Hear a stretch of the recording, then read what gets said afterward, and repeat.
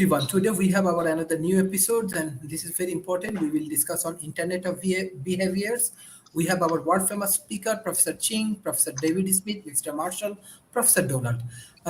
First, I would like to give chance, Professor Ching. Okay. This Internet of Behaviors, it follows Internet of Things. So basically, anybody's guess. It's only 1 year old. This guy Gideon Gardner, he owns the Gardner Inc. He started the Gardner Inc. He graduated from MIT a couple of years before I entered MIT, and he passed away just a couple of years ago. And it's really very very new. So Marshall, you don't need to worry about this. Okay, whatever you come to your mind after Internet things, you talk about. Especially if you have some predictions. So basically, my idea is this: you see, there is a trend. Okay, this COVID-19 is helping my organization greatly. Pole-Science Institute, we are way ahead in thinking, but we cannot make connection to the present world, present technology, because we are more interested in knowledge and they are interested in technology. They're interested in making money when we try to push knowledge forward. So this Internet of Behaviors is a giant step toward us. Okay, Internet things just collect data. Internet behavior is really the data. Okay. So if you talk about data, then we are really in business. Okay, we have a new concept, new knowledge on the nature of data. Okay, so the basic question here is this: go back to capitalism, communism, to plan or not to plan. Planning, okay. My answer is very simple. Okay, if you want to plan, my answer is maximum planning. Partial planning is very damaging, because Karl Marx was not good in mathematics. He had some knowledge of mathematics, but he did not solve the problem. Once he solved the problem, he will see that in order to plan, you have to have all the information. Then you make a plan. Okay. This is the information deal with data. Okay, so let me give you a very quick rundown on this whole thing. Okay, this planning, solution planning involves output and inputs. Outputs derived from all the inputs. Okay, where are the inputs? The inputs are collected from Internet of Things to be the Internet of Things, just a method for collecting data. Internet of Behaviors is the data. Okay, they have this data for a long time, but they didn't give it a name. So Gartner, just a year ago, gave a name, formal name to this Internet of Behaviors. So it's so new that I would say, if people think on our type of system, that is, it's really decision making based on data, then you have a picture you're going. Okay, so data. Once they talk about data, that's wonderful. We deal with data. We deal with information and data. Is it basically, not going into great detail, I would say there are two types of data. Current society with only knowledge of science are familiar with just one type of data, that is invariant data. Another, speed of light is invariant. Gravitation force is invariant. Okay, this invariant data deal with science. But there is another type of data, that is variant data, which changes continuously to never stop to infinity. Okay, so what we are thinking, our thinking is the inputs are slow changing data. which are put into a system which relate the input to the output. Then you calculate the last output. Okay, for example, in social science, there's, in the market, there's about 50 variables. If you can name 45 variables, then the last variable, which is the price, have to be calculated. Today, the market just get the data, get the price from the market, okay? Get the data, that is behavior, that is internet behaviors, the biggest internet. That's the biggest mistake the society make today. Both savings and loan crisis and subprime vote because people compare price to the past, which make the price rigid, okay, unchangeable. Therefore, market crash. Okay, so this data thing, it's wonderful that the world is coming toward us, and we are here ready to receive them. This is wonderful. You want to talk about data? We have to teach the whole world. There are two types of data. You cannot collect things like price. Okay, it's no use. No matter how much data you collect, it's no use because we can calculate. We calculate data. If you collect data, which one is right? Okay, to be mathematically consistent, you have to use our data. You see, and this caused two crises, and now another one is coming. Okay, I can almost predict for you how it comes. Okay, today is very similar to something like 1979. Okay, by 1984, they were overvaluation. 1984 until 7 years later, until 1991, the market, California real estate market crashed. Okay, I've been warning Alan Greenspan every year. Okay, I say the market is overvalued. Now I can also say that it's an instability driving the price keep higher and higher.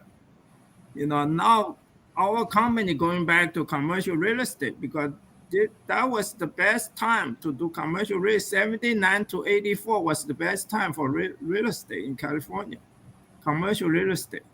You see, the interest keep rising and the price keep rising. Everything is rising, but it overshoots. And there's no way to adjust. Nobody knows what should be the right price.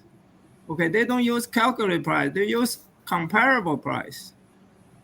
And they passed a law, FIRA 1989, which forced every broker, every appraiser to use comparison price. So by 2006, all the way to 2006, everybody used the wrong method. So everybody compared the price to the past. So the price was so rigid. The subprime war was 10 times worse than the saving loan crisis. They forced people to use the wrong method. Okay, so all this deal directly dealing with what we are talking about, behavior pattern. Okay, and also for invariant data, which is what most people are common. You see, every morning this guy come out and go to a coffee shop, have a cup of coffee. This type of thing, it's sort of invariant, like interest rate, which pretty much increase no more than 0.5% for every quarter. This kind of slow increasings.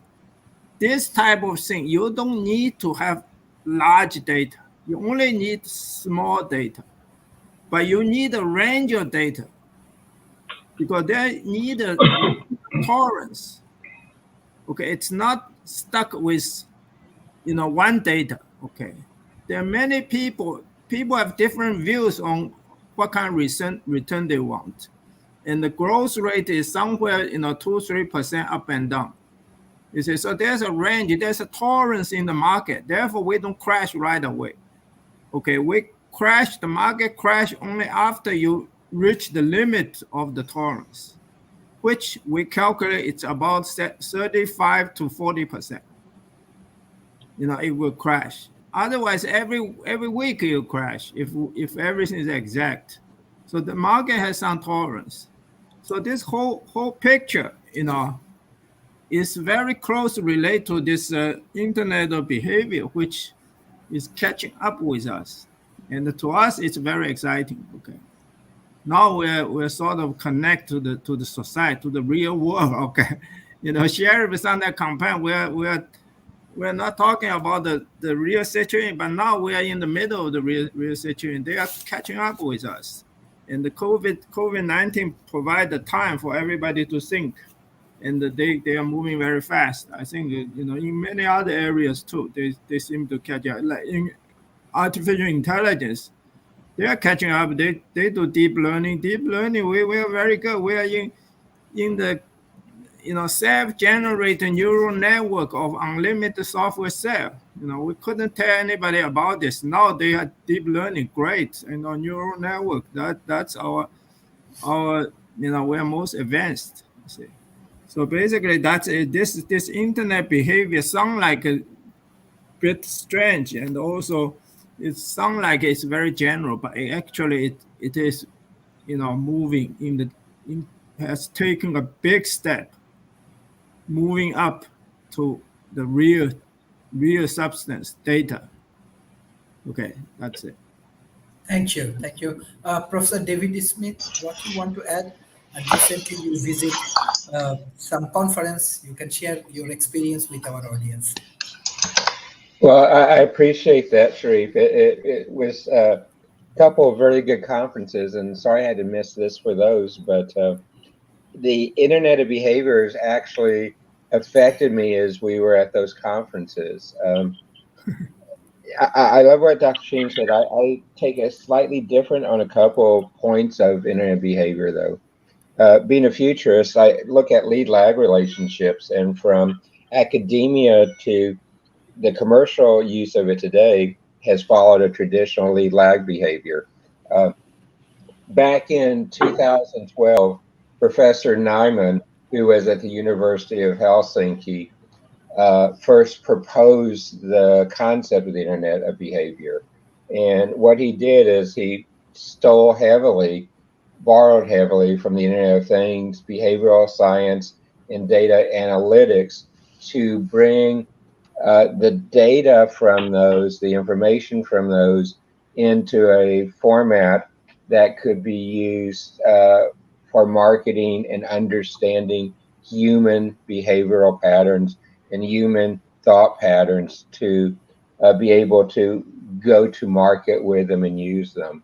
So the Internet of Behavior is really a combination of those with the aim of collecting data relevant to individual behavior and thought patterns. And then this data, as Dr. Cheen talked about, then undergoes analysis, deep data science, AI, to discover insights about behavior before using them for really a lot of purposes. It could be improving a marketing campaign. It could be looking at sales. It could be medical monitoring for patients.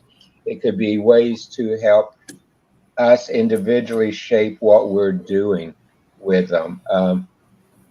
Some of the different types of data you see relevant to the Internet of Behavior is things from social networking, the Internet of Things, purchasing, spending habits, user location and actions that are taken at different locations, interaction, sales, customers, biometric, and the list goes on.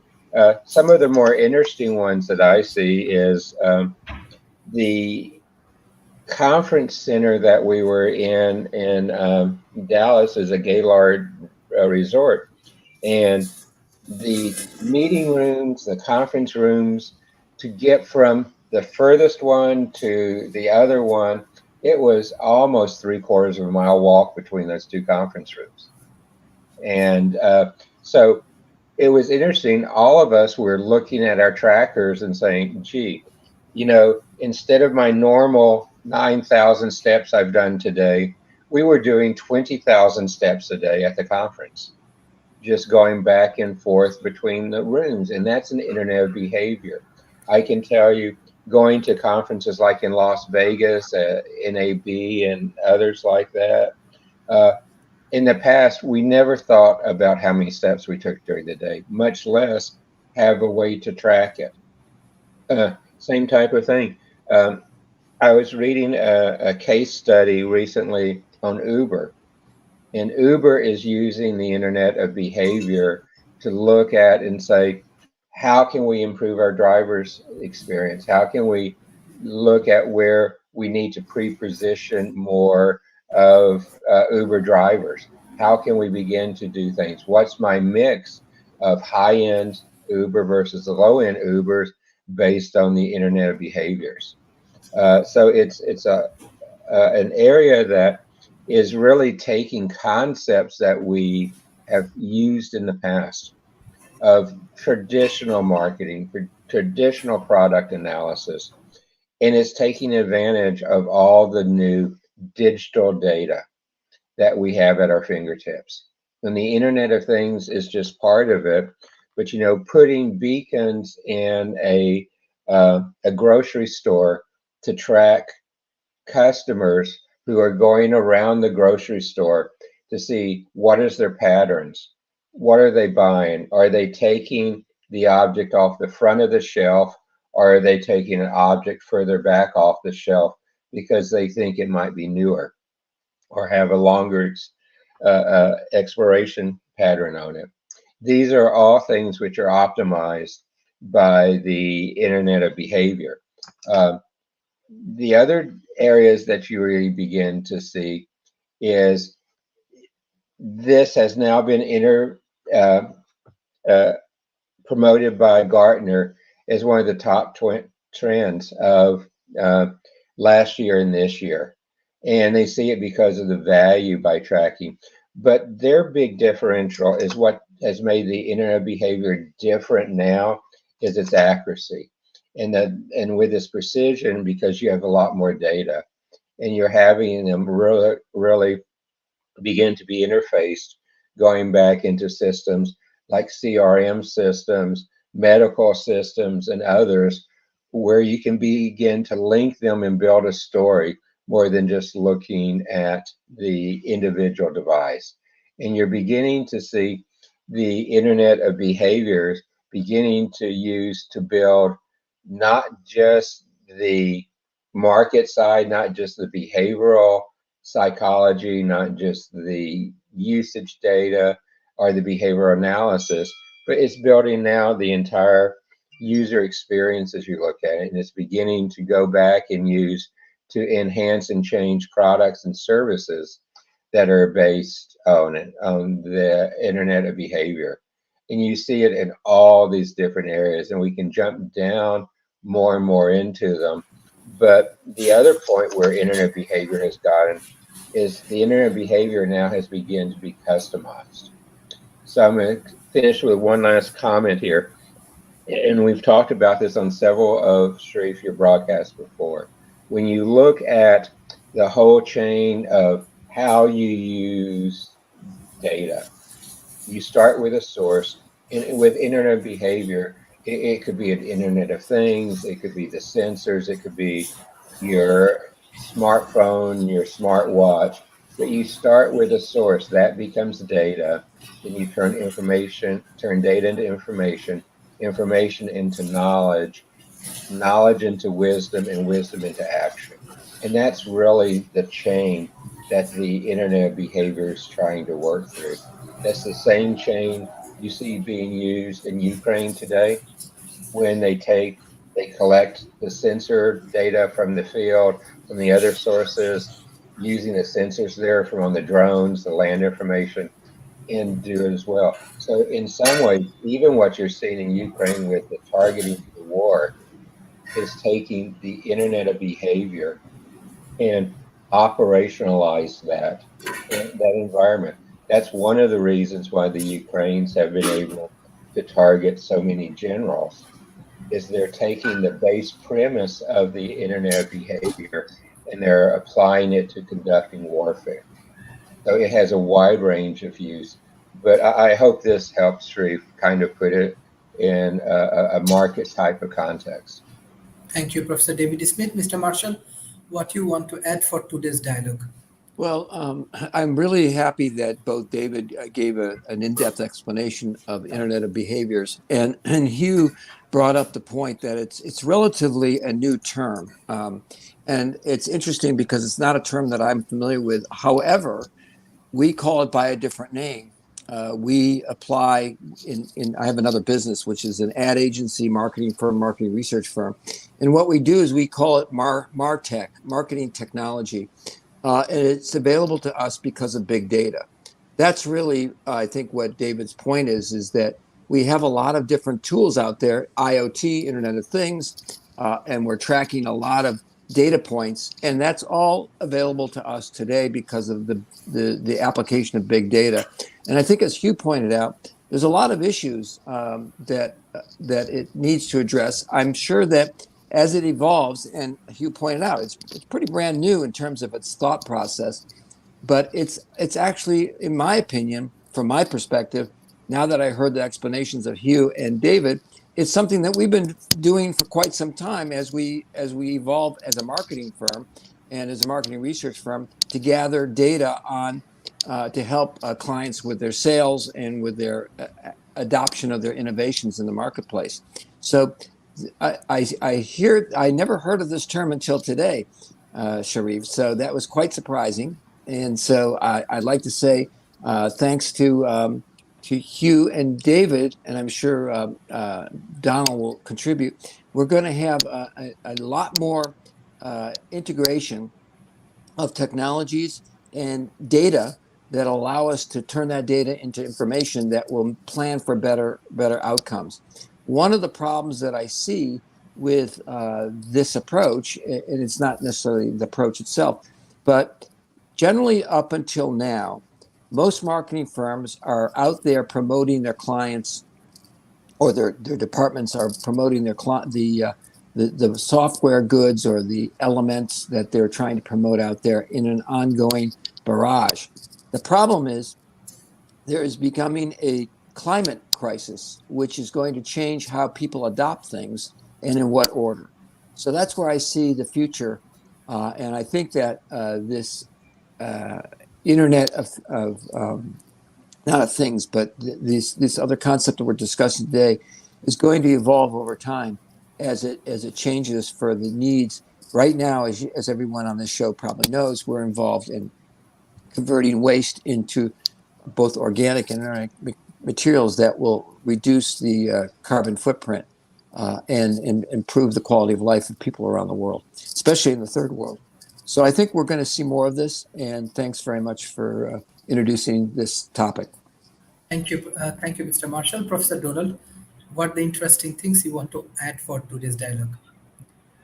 Well, I just want to say what I think it is in a slightly different way, and point out that for one of the things that deep learning has been being used for the longest time is to check for behaviors. So, for an instance, for a while I worked at a company that we did the fraud detection for Bank of America and Citibank, and so that's basically taking an IoT device, which is the credit card reading device, and bringing that information into a large data set, and then using software to analyze that data and look for patterns in it, like what in this data is normal. Like when a person, you take a credit card transaction and you associate variables with it, like where it is, how much it is, what type of product it is, various kinds of information like that. And then you compare a transaction to previous transactions or transactions in general by that kind of a person. If it's very different, like for instance, somebody lives in Kansas and it's never been outside of his town, starts buying electronic equipment in Russia, the software says, well, this is weird, and it stops the transaction. Okay, so that's behavior. And so So we've been doing that for a long time. And of course, when you're using the internet, that you're being tracked, and they're looking at what kind of things that you click on. If you Google Bahama vacation, all of a sudden you'll start seeing ads for Bahama vacations. They're looking, they're watching what your behavior is. So as others have pointed out, this has kind of been around for a while, and it hasn't really been named. But what's different, slightly different from this, is that we're getting IoT devices that monitor a lot more things about our lives. So I have a fitness tracker, and it actually talks to a central database. Every year it tells me how many miles I walked that year. It analyzes my sleep. It does all kinds of things, which are actually done up in the cloud. And my refrigerator will look and tell me what's in it. And it's smart enough to start recognizing things that I buy normally, and suggest recipes for things that I like to eat. So all around us, we have devices that are tracking what we do in normal day-to-day life. And so what's happening is that information that's coming from these tracking devices is being added to the information that we already have about you, like what you click on the web, how you use your credit cards, all this various information. It's being added to that. It's a new way of getting information about you. And like any of these things, it's got its pluses and minuses. I mean, it degrades your privacy to some degree in some kind of creepy ways. And the one thing that I always am most concerned about on the concern side of it, I can't stand being advertised to. I have ad blockers. I won't watch commercial television because I cannot stand advertisements. I can't handle it. So I'm a terrible person for them to try and market to. But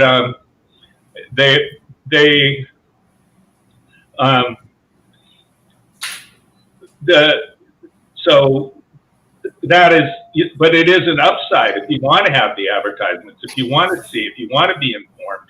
That's a useful thing. And as others have pointed out, in theory, they could be monitoring your health and being able to make suggestions about your health. It could be in some sort of a benign way that's monitoring you, and like Noom saying, well, you really don't need that other slice of cake right now, and things like that. But the downside that I keep thinking is you got to remember that deep learning only works by the data that it has.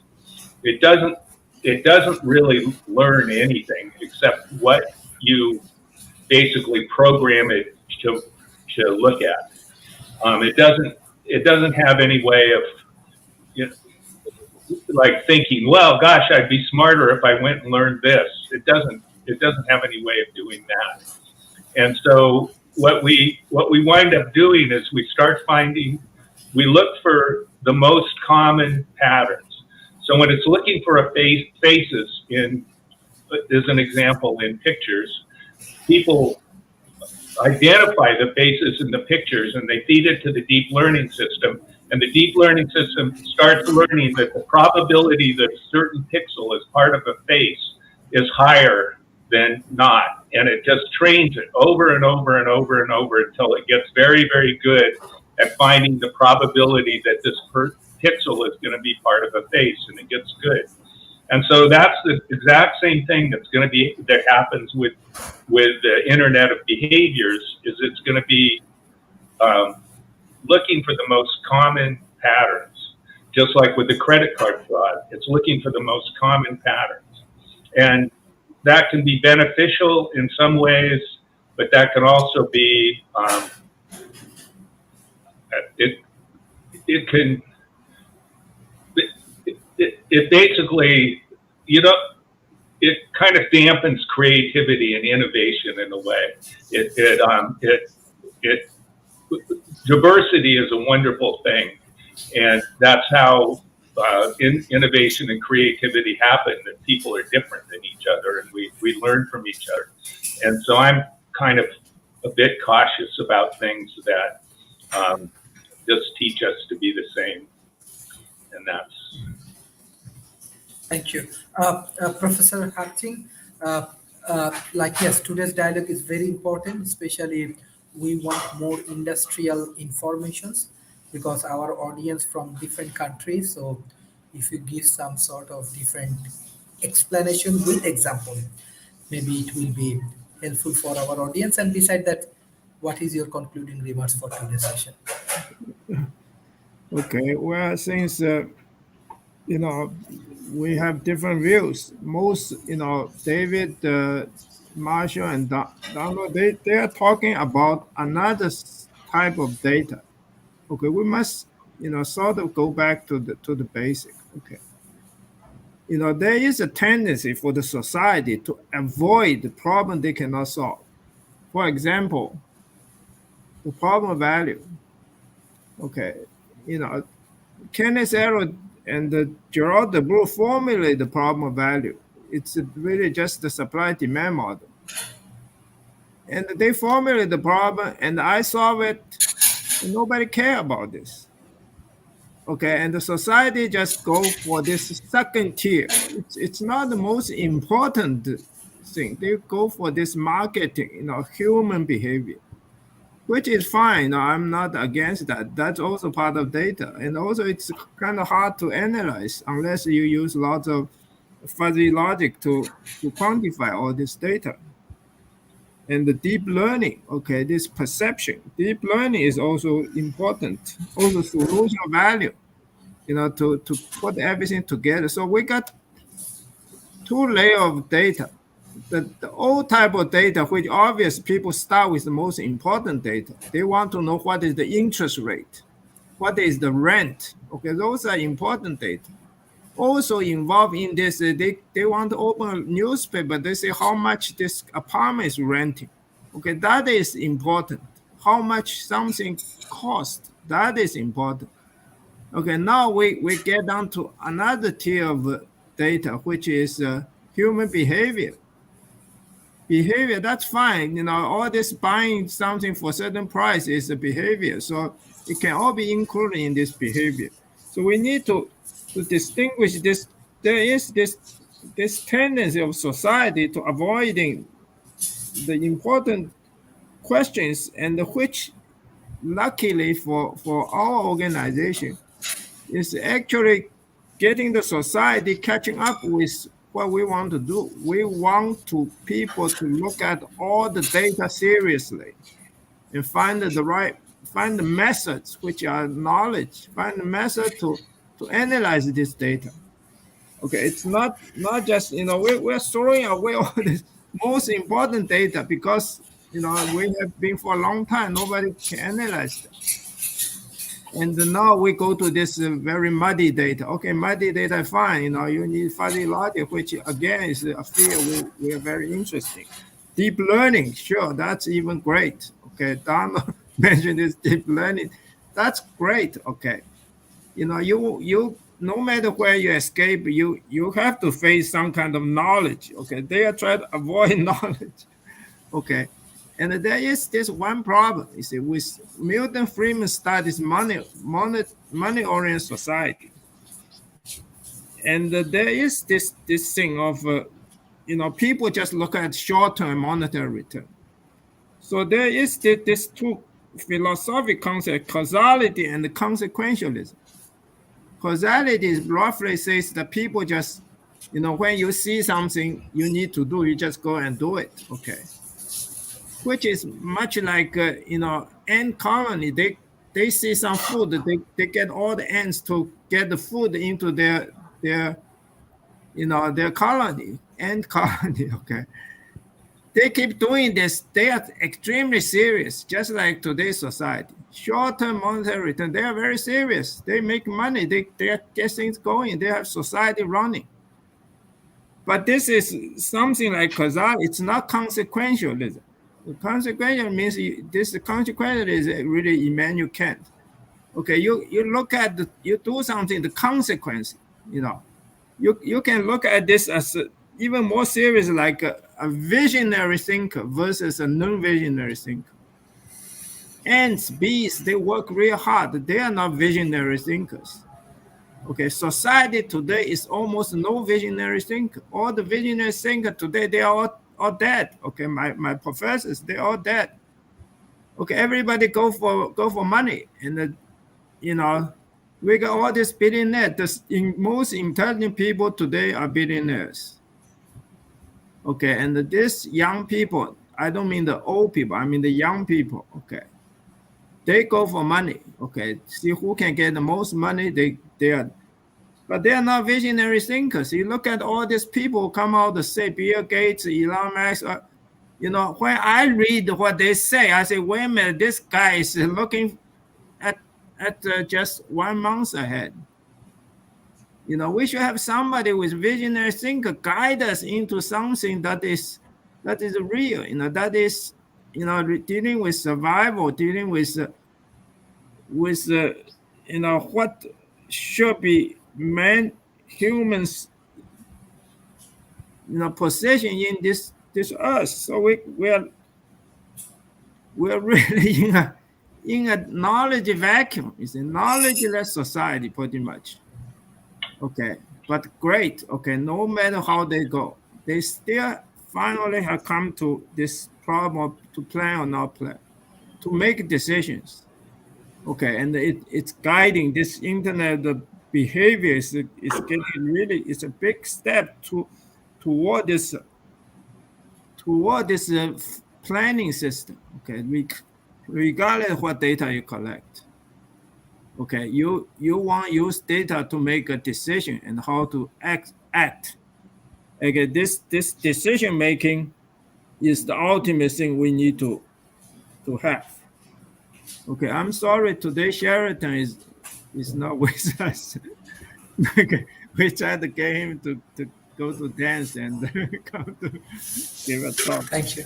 But actually, this data, this data stuff is we are waiting for this data to come out. For example, we have lots of DNA data. How do you name DNA? Okay, Sheldon has this company, this Ahmed. How do you name DNA?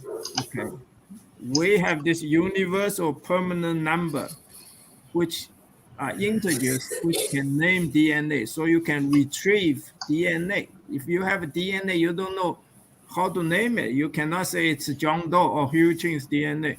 It's going to be lost. There's going to be 1,000 Hugh Chin. You can get it, especially David Smith. He's going to get 1 million David Smith with the DNA.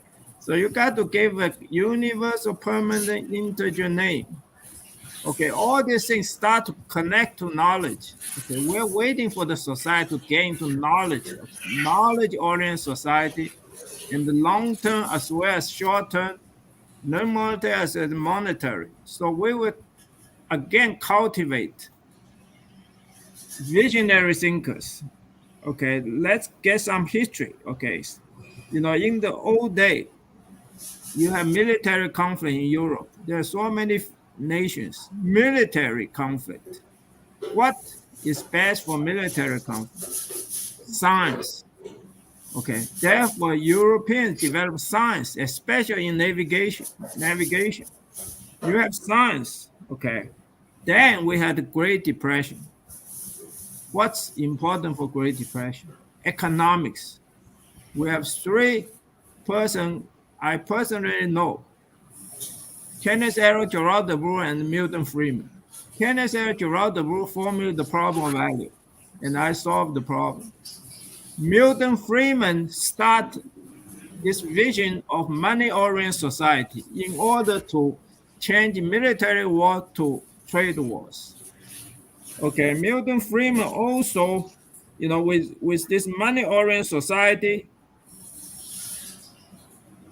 you see, he has created a society of these young people. Young people are in this money-oriented society, not like sheriff. He's for knowledge. Okay, the rest of the young people, they are all for money. Okay, they start with Bill Gates. Then they don't need to go to school. They don't need to learn anything. They just find ways to make money. Okay, so short term, they just make money, and they are smart. Okay, Bill Gates is very intelligent, IQ 160, 65. Like my student is IQ 165. So these people are very intelligent, and the most intelligent among them probably Elon Musk. Okay, but still he tried to guide the society, but there's no vision. Okay, you read him from now on, you check him. Okay, there's no vision. He's not guiding us toward knowledge. Okay, then I can predict. Okay, now anybody here, if you people give conclusion, you can predict, because this topic is very new.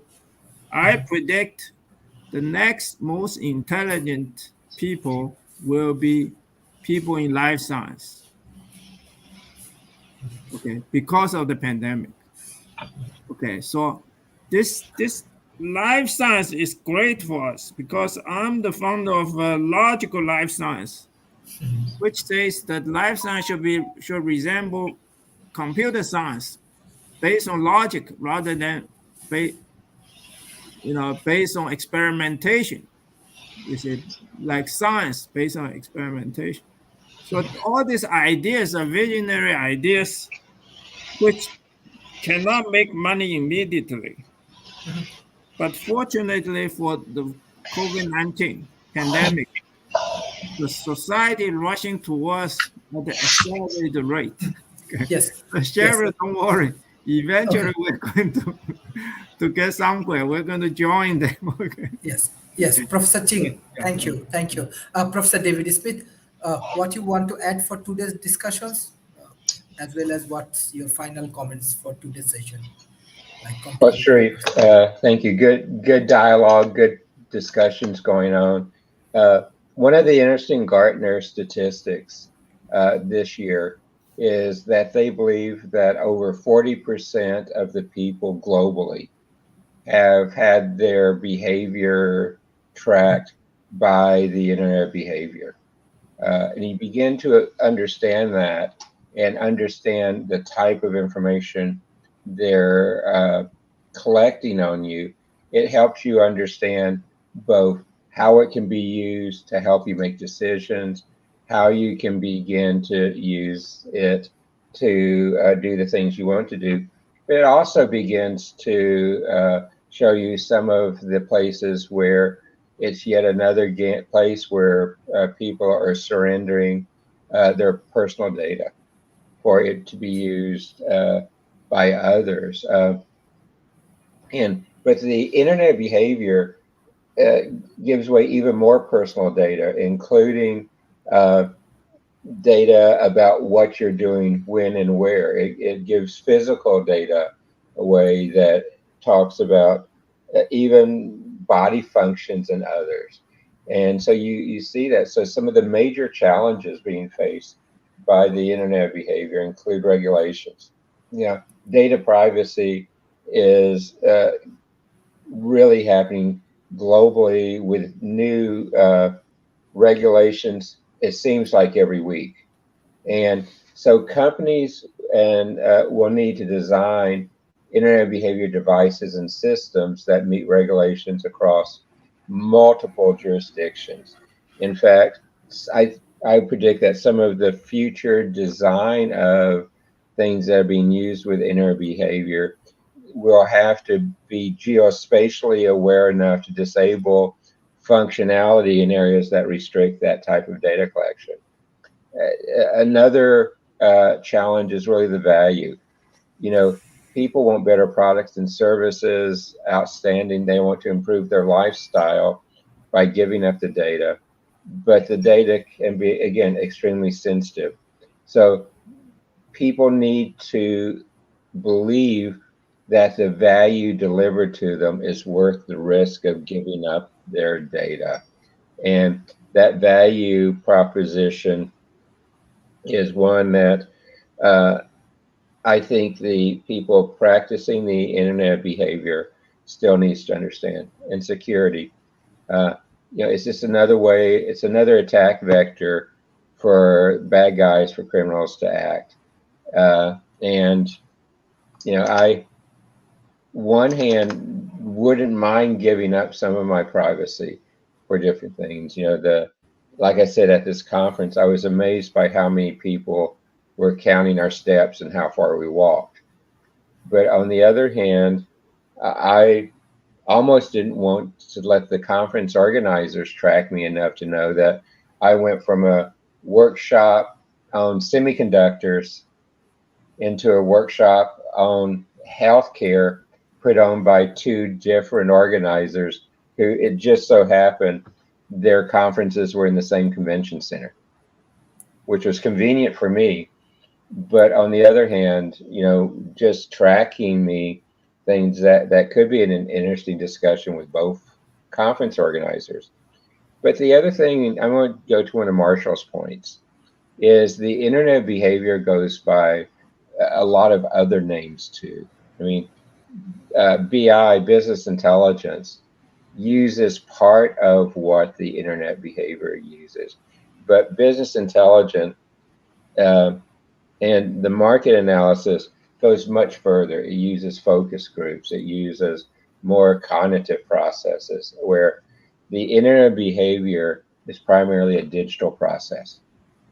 And it's using digital sensors and digital information to really put in place the intelligence that it's pushing down to begin to exploit as knowledge, wisdom, and action. So that is one of the big differences. The concept has been around for a long time, but really the ability to work on the internet behavior really has began with the growth of all these Internet of Things sensors and others. So last comment on this one, in the developing world, it's a concept that's equally at home in a developing nation as in a other nation, because the devices are becoming widely distributed. The digitalization is a global digitalization. The use of these sensors is a global distribution. There's very few countries in the world where you cannot put your hands on these and use them today. I mean, the one that really comes to mind on top of my head is I don't think we'll find the internet behavior in North Korea, but other parts of the world, it is there today. It's being used, and entrepreneurs can take advantage of it. Universities can take together advantage of it. I believe this widespread digitalization, with everything being connected to the internet, will open whole new areas of university research in looking at ways to better serve people in marketing, to better create products in science and engineering.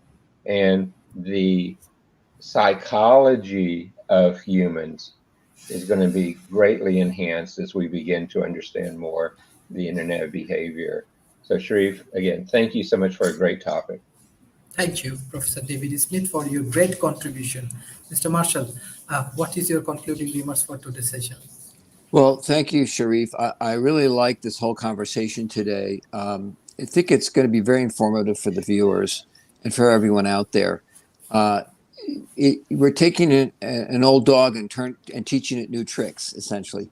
And what I also take away is what Hugh's comments were. I think Hugh brought a certain perspective to this conversation that I think is invaluable. One of the things that we have is most marketing plans over the last, since World War II, have been all about consumption, and consumption with unlimited growth. And as everyone knows, my role now is moved away from my marketing business. I have someone else managing that, but into the world of sustainability and recovery of assets that are toxifying our earth and our people and their health. And essentially, our approach is to take waste and convert it into no longer waste, but into recycled elements and create a circular economy. But in order to do that, the internet of behaviors is important. But my question is I think I'm picking up on Hugh's point, is that are we taking the right attitude with this information? David pointed out very clearly that its use, and it's being used on an ongoing basis. It's got a name that, as everybody says, Gartner came about a year ago, but it has been scrutinized under different terms before this. And even my marketing team has been using, quote unquote, the internet of behaviors to validate marketing campaigns for our marketing clients. The issue that I have is, as we begin to consume more and more products, we're creating more and more plastics, we're creating more and more textiles. All these materials are born out of fossil fuels. And as we know, fossil fuels are creating more and more pollution, and we're getting to a point of no return. As I've said, even in yesterday's session, the climate clock in New York City is counting down, friends. We don't have much time. There's the bad news and the good news. The bad news is it's growing at an exponential rate. So is our consumption, especially in the first world. So I think the takeaway for the developing world is to create an internet of behaviors that would allow us to adopt new innovations that will create a circular economy, as opposed to a high consumption one-way economy, in which we create growth for the one percenters out there, the billionaires. I think Hugh mentioned them by name, and and maybe even Donald did too. So the question is, what is our and I think this is Hugh's point, what is the strategy? What are the goals? There are tools out there, but I think Hugh's kind of pointed out, are we confusing the goals with the tools? And I think the issue is, what are we going to be able to do with what we have left on this planet? If we keep consuming at the rate we're consuming around the world, both in the developing world and the developed world, we're going to out-consume ourselves, and we're going to poison and toxify our atmosphere, our water, and our soils. And therefore, it's going to be harder to grow food. It's going to be harder to live in a 1.5 degrees centigrade world that's above that. In fact, yesterday in the United States, there was an interview. I always forgot the guy's name, but he's the head of the climate issues for the United States under the Biden administration. And he was interviewed on a news program asking, what does he see the future? And he said, well, we got to get to net zero by 2050. The problem with that is too little, too late. So how does this have to do with the internet of behaviors? It has everything to do with it. Because if we're driven by internet of behaviors, which is about a vision from the get-go that is ascribing more consumption at exponential rate, then the question is, where do the resources come from to create that growth? And how does that wealth get permeated through the developing world? And I think that's what David's point was, is that there is a means now to use this big data approach to integrate the internet of behaviors, not for necessarily for growth of sales, which it's primarily driving right now, but to help moderate and attenuate the type of growth that we want in order to keep ourselves in a environment that people can live in. Right now, mean temperature of the Earth, not of the atmosphere, is growing higher and higher to the point where it's almost untenable. You can't grow crops in certain areas of the world. We have in parts of the world, like Indonesia, we have cities that are undergoing climate change where water is rising because of the melting of the Thwaites Glacier. We have a lot of issues on our hands, and I don't see that it's not the tool, which is the internet of behaviors, that is the issue. I think it's mankind's issue to determine what does it want to do, what are its goals, does it want to create a sustainable world that we can live in by adopting the 17 sustainability development goals of the UN. They're already there. We don't have to create them. People have brought them up. We need to apply them. And I take with Hugh's point is that it's about, you need to think what you're doing, whether you're using fuzzy logic as he dictates or stipulates or some other means. What are our goals? Not what are the tools. The tools are there. The question is, you can use a surgical scalpel to help cure somebody. You can also use it to kill somebody. So at the same time, these are tools. And I don't think we need to judge what's going on in the world by the tools. I think we need, as Hugh says, point out what are our goals, what are we trying to achieve, and do we have the right thinkers out there, as he postulated. We need more innovators and more thinkers, and not innovators in the technology sense necessarily, but in a moral and a sense that will allow people to live by these 17 sustainability development goals that will lower poverty, increase education, which is what we're doing right now through the World Talent Economy Forum. That's part of your mission, Sharif, and that's what our mission is, joining you on this. So we need to educate people about their options and their choices, and we need to get people, and especially younger people, to stop thinking about the money per se, more about the values. And I think that is the point that Hugh brought up, and I think David and Donald would probably attest to that. So that's my takeaway, and thank you for a great topic. Thank you, Mr. Marshall. Professor Donald, what's your concluding remarks for today's session? Well, I really like what everybody said. I want to leverage off of what Marshall just said and ask the question, okay, these things need to be done, but who is going to do them? And one of the things that's kind of frightening is over the last week, I've been reading a lot of articles written by Peter Thiel, who's a co-founder of PayPal, and he's one of the people who his friend Elon Musk is getting money from to try and buy Twitter.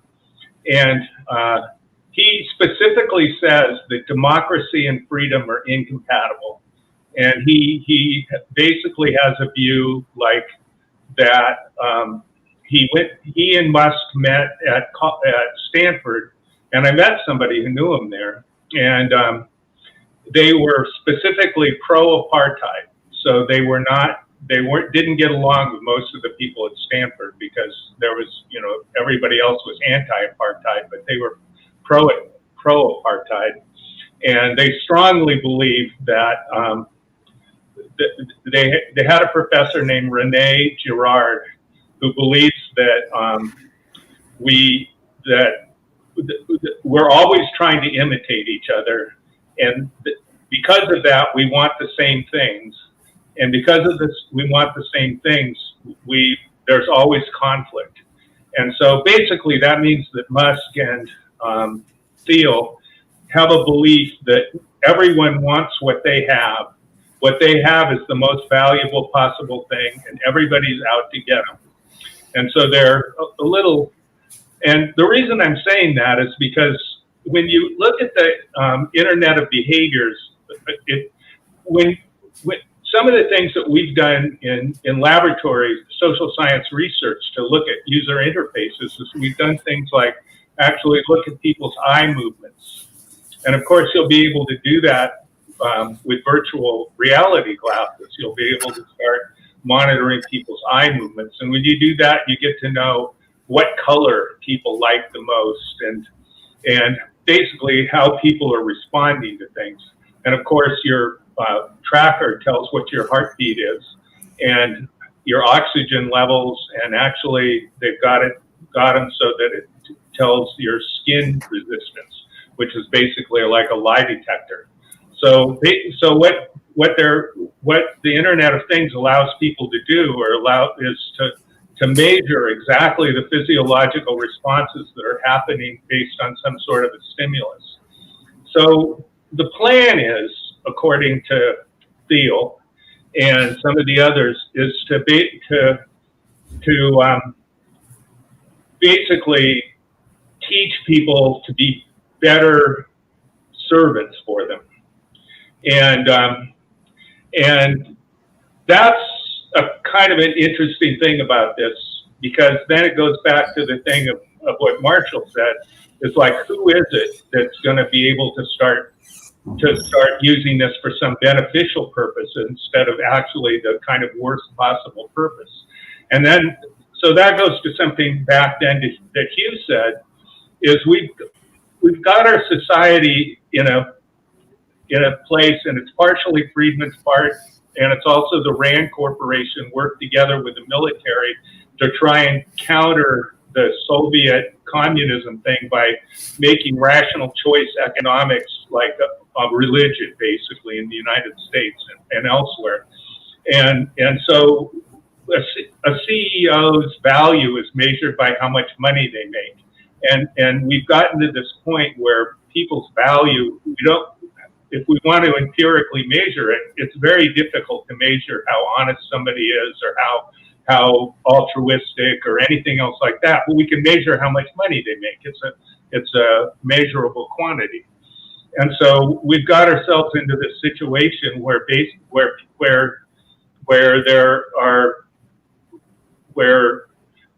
the world is getting controlled by a group of people that we put there.